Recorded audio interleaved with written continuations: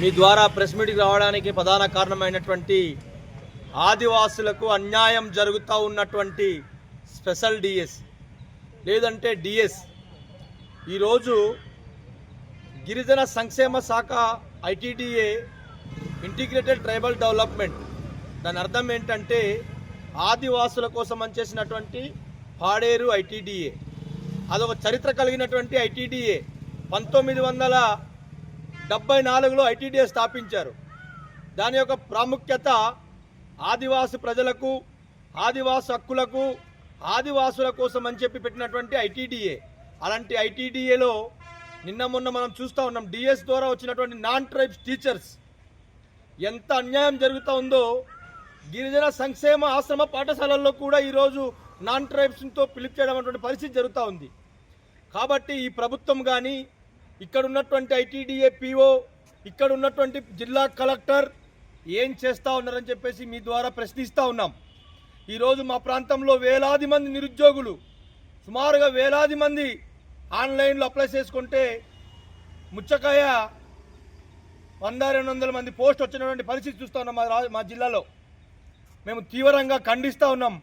ఇప్పటికైనా సరే ముఖ్యమంత్రి నారా చంద్రబాబు నాయుడు సాక్షాత్తు అరకులో బహిరంగ సభ పెట్టి మీకు జీవో నెంబర్ 3కి ప్రత్యామ్నాయంగా చేసి మీకు స్పెషల్ డిఎస్ ఇస్తారని చెప్పినటువంటి నారా చంద్రబాబు నాయుడు గారు ఎక్కడికి వెళ్ళిపోయాడు అని చెప్తా ఉన్నాను.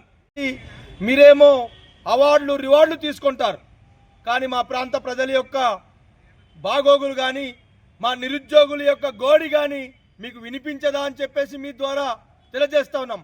ఆ రోజు సుప్రీంకోర్టు కొట్టివేసిన జీవో నెంబర్ 3ని దానికి ప్రత్యామ్నాయంగా ఏర్పాటు చేసి డిఎస్ చేస్తామని చెప్పినటువంటి అధికారులు దానికి ప్రత్యామ్నాయంగా ఏర్పాటు చేస్తామన్నటువంటి రూల్స్ని ఎందుకు వైలేట్ చేస్తూ ఉన్నారని చెప్పేసి మీ ద్వారా హెచ్చరిస్తూ ఉన్నాను. ఇక్కడే మనం చూస్తూ ఉన్నాం, అనేక మంది ఐఏఎస్లు ఐపీఎస్లు చూస్తూ ఉన్నాం. మా ప్రాంతంలో మీరందరూ కూడా మా ఆదివాసీ ప్రజలకు మనుగడ కోసం, మా ఆదివాసీ ప్రజలకు పనిచేయడం కోసం వచ్చి ఉన్నారా, లేదంటే రాజకీయ పార్టీలకి తొత్తులుగా వ్యవహరించడానికి వచ్చి ఉన్నారా అధికారులు అని చెప్పేసి మీ ద్వారా తెలియజేస్తా ఉన్నాం. మీరు ఒక్కటి గమనించండి, నెంబర్ 3 కొట్టివేశారు, కానీ 1/70 చట్టం మీరు ఏ రకంగా అమలు చేస్తూ ఉన్నారు? 1/70 చట్టం అమలు చేసి ఆదివాసులకి బినామీలు ఆర్డర్స్ ఇస్తూ ఉన్నారు.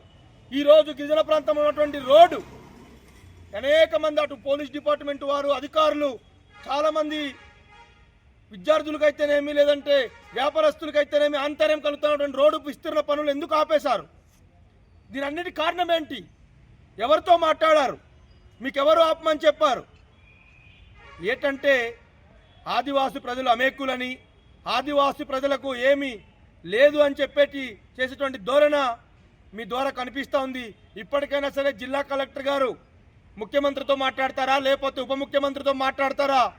ఆదివాసులకు అన్యాయం జరిగిన నిరుద్యోగులందరికీ కూడా ఉద్యోగ అవకాశాలు కల్పించకపోతే వచ్చేటువంటి సమయం ఆసనమైందని చెప్పేసి మీ ద్వారా తెలియజేస్తా ఉన్నాను. తప్పకుండా ఆదివాసులకు అన్యాయం జరుగుతూ ఉన్నటువంటి ఐటీడీ అవసరం ఐటీడీ తీసేయమని చెప్తా ఉన్నాం. ఐటీడీఏ పేరు చెప్పి వేలాది రూపాయలు, లేదంటే అరకు టూరిజం పేరు చెప్పి వేలాది రూపాయలు ఎవరి బ్యాంకుల్లో వెళ్తూ ఉంది, ఎవరి ఖాతాలో వెళ్తూ ఉంది? ఇదన్నీ కూడా తీసుకురావాలి. ఆదివాసులకి ఐటీడీలో పనిచేస్తున్నటువంటి ఆదివాసి ప్రజల శాతం ఎంత?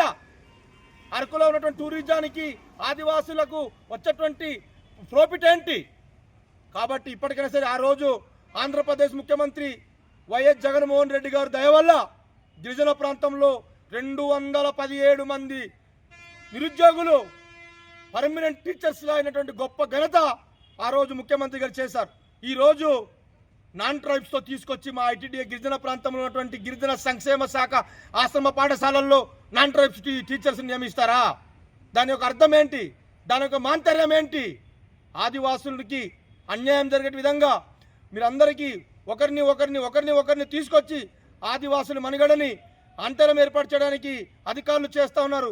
ఇప్పటికైనా సరే కలెక్టర్ గారు, ఐటీడీఏ పీఓ గారు స్పందించి మా ప్రాంతంలో ఉన్నటువంటి నిరుద్యోగులకు పూర్తిగా స్పెషల్ డిఎస్ నియమించి ఆదివాసి నిరుద్యోగులకు ఆదుకోవాలని చెప్పేసి మీ ద్వారా హెచ్చరిస్తా ఉన్నాను. నా పేరు డాక్టర్ తడబారికి సురేష్ కుమార్.